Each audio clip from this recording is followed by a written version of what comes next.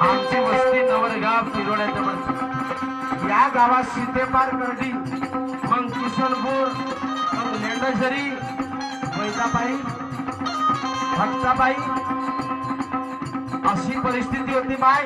मग माटोरा माटोरा लगातार कार्यक्रम होते आणि जेच्या पाणी तेच्या पाणी पिऊ पिऊ सर्दी झाली शेमडत बसतो नाही तर म्हणाल म्हणून तो शाहीर शेमडत बसते नाकाला झात लावतो अशी परिस्थिती होती. आम्ही लहान असताना आमची आई पाटलाच्या वाड्यात जायचं. दादा आई जेवण द्या थोडा माझ्या पण मुलाला.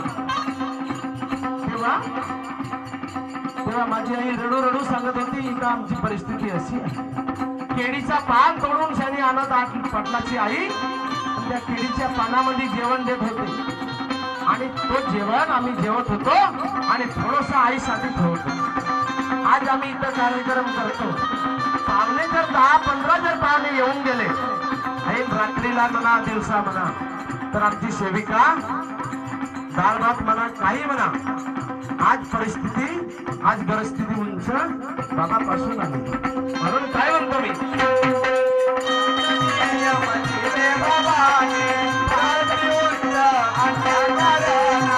पाच नियम दिले बाबानं पाच नियम दिले बाबानं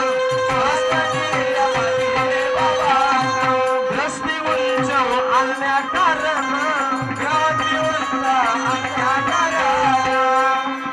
बाबाची परिस्थिती कशी होती त्यांच्या कुटुंबात कशी होते. अरे जेव्हा पाचही भाऊ काम करत होते आणि पहिले तर बाबाला होकार दिला नाही पण भक्ती जेव्हा सुरुवात केली 7 दिवसात 21 घडायचं काम पडलं. दिवसभर काम करत होते. घरच्या बाया विणकरी काम करत होत्या आणि माणसं बी बाबा जेवणाची सर्व. आणि जेव्हा ते लुगडं म्हणा ते विकून आणत होते आणि मग तीनही हवनीचे समोर म्हणून 7 दिवसात 21 हवन घडवला. अहो एक हवन घडवले आपल्याला पूर्ण 4 वाजते. आणि एका रात्रामध्ये किती हवन घडवलं 3 हवन घडवलं बरोबर. असे 7 दिवसात तेव्हा 11 हवनी घडवलं 21 हवन घडवलं 7 हवनी घडवलं. असं बाबाने आमच्या तुमच्यासाठी बाबा अहो रात्र कष्ट करून किती हवन घडवल्या त्यांनाच माहित आहे. आणि म्हणून भगवंत प्राप्त झाले म्हणून ग्रस्ती उंच आले. म्हणून काय म्हणतो शेवकानो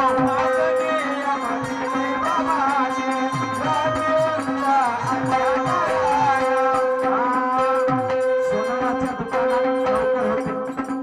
30 रुपये रोजी नाही 30 रुपये महिना 1 रुपया दिवस 1 रुपयामध्ये समाधान होता. आज आम्ही 500 कमवतो 1000 कमवतो तरी पण समाधान. म्हणून ते संत झाले ते संतांमध्ये गिरती आहे. महापुरुष झाले मान त्यागी झाले. म्हणून काय म्हणतो मी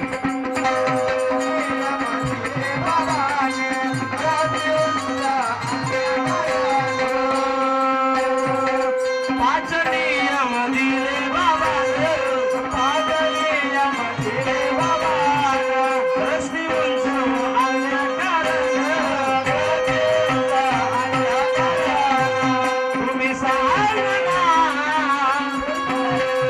तुम्ही सांगना हवनाला येते की नाही तुम्ही सांगना हवनाला येते की नाही.